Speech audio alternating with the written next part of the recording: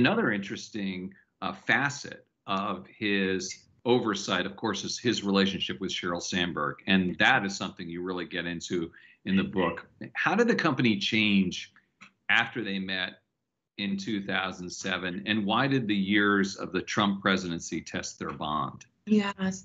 So Sheryl Sandberg served a very important purpose in that she was a proven successful executive at Google by the time she arrived at Facebook. And she arrived at Facebook when Mark Zuckerberg needed to scale.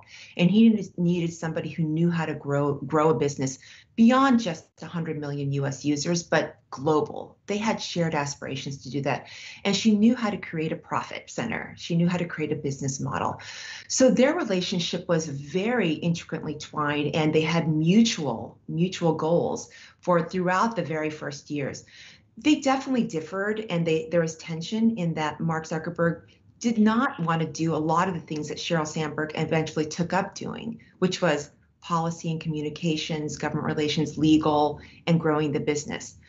What happened was during the Trump years, and this is why we focus on this period, this sort of election to election, is that Trump in many ways tested so many parts of the business, so many of the things that were already systemic and intrinsic to the business model and the technology and the culture. And so once Trump came and controversy surfaced and lots of these problems and scandals emerged, Mark Zuckerberg seized much more control.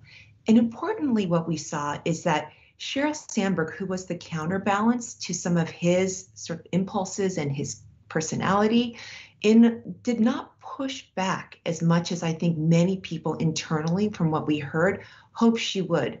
She was supposed to be the adult in the room when she was hired. And in many cases, she was very concerned about pushing too hard against her boss and angering him. He had lost also some faith in her as well, in that he was really mad that the company's reputation was deteriorating during the Trump years. And he cast some blame on her. And I would say probably unfairly, because a lot of the problems came from his side of the business, which was product.